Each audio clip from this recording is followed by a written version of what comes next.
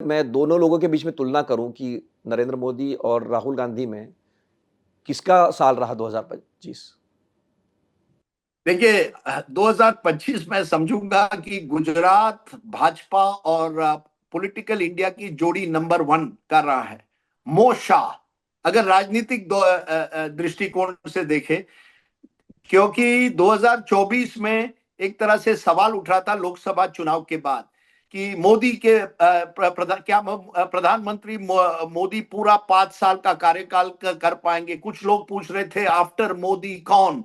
विपक्ष के लोग कह रहे थे ये सरकार ज्यादा दिन नहीं रहेगी। उसके बाद जिस तरह से पहले तो 2024 के अंत में हरियाणा और महाराष्ट्र, लेकिन इस साल भी दिल्ली और फिर बिहार में बड़ी जीत हासिल करने के बाद मुझे लगता है कि आपको मानना पड़ेगा कि ये मो शाह का साल रहा है। नरेंद्र मोदी जी ने एक ये जो सवाल उठ रहे थे आफ्टर मोदी हु, ये सवाल बहुत कम लोग अब उठाते हैं इस समय। लोग जानते हैं कि 2029 तक तो कोई बदलाव तो होने नहीं वाला इस सरकार में। और अमित शाह विशेषतर मैं समझता हूं, क्योंकि उन पर सवाल उठ रहे थे कि चाणक्य जो मीडिया उनको बना रही थी 2024 के बाद, लोग पूछ रहे थे ये चाणक्य है तो क्या हुआ, 400 पार कहां गए। अब लोग मानने लगे कि अभी भी अमित शाह जानते हैं कि चुनाव कैसे लड़ना है, उसमें साम दाम दंड भेद जो भी हो। लेकिन और जिस तरह से अब भाजपा के नए अध्यक्ष वर्किंग प्रेसिडेंट नितिन नवीन का भी ऐलान हुआ है, चुनाव ये सब अमित शाह है। पंकज चौधरी को यूपी में भाजपा का अध्यक्ष बनाना अमित शाह का हाथ नजर आता है। तो अमित शाह ने अपनी एक तरह से पॉलिटिकल पकड़ कहिए, पावर कहिए, संगठन पर जो उनका दबदबा है, वो एक तरह से एक बार फिर वो दिखाया है। और नरेंद्र मोदी ने ये दिखाया कि जहां तक प्रधानमंत्री का पद है, there is no vacancy for now. तो मैं समझता हूं कि ये साल मो शाह का रहा है।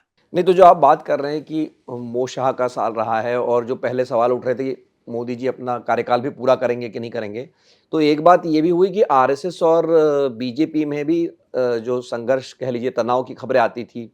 फिर भागवत जी को खुद ही कहना पड़ा कि नहीं भी 75 साल की कोई सीमा नहीं है, या उन्होंने कह दिया कि बीजेपी तय करेगी कि कौन उत्तराधिकारी होगा।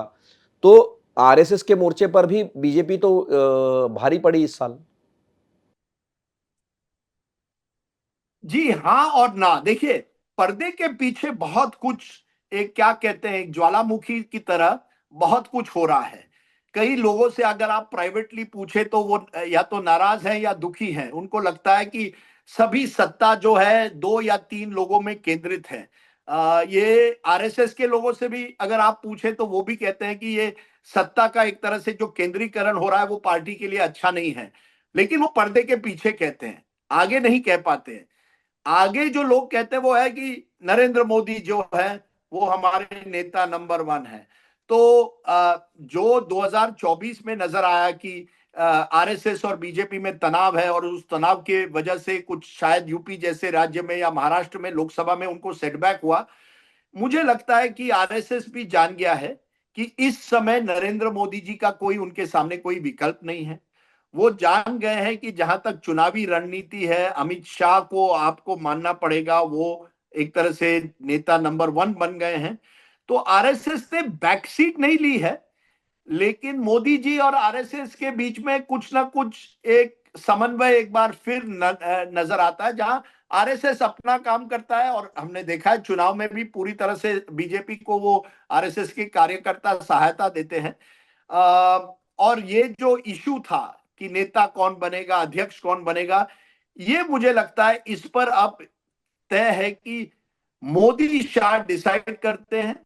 जरूर आरएसएस से थोड़ा बहुत सलाह मशवरा होता है, लेकिन फाइनल डिसीजन जिस तरह से खास करके वर्किंग प्रेसिडेंट का लिया गया, उससे लगता है कि आप मोदी शाह को टक्कर पब्लिकली तो आप कोई नहीं दे सकता। कई मंत्री नाखुश हैं प्राइवेटली, वो समझते हमें कमजोर करने की कोशिश की गई है, हमें उस तरह का अधिकार नहीं दिया गया है। लेकिन पब्लिकली सब मानते हैं कि मोदी के बगैर ये बीजेपी की जो इंजन है वो आगे नहीं बढ़ पाती।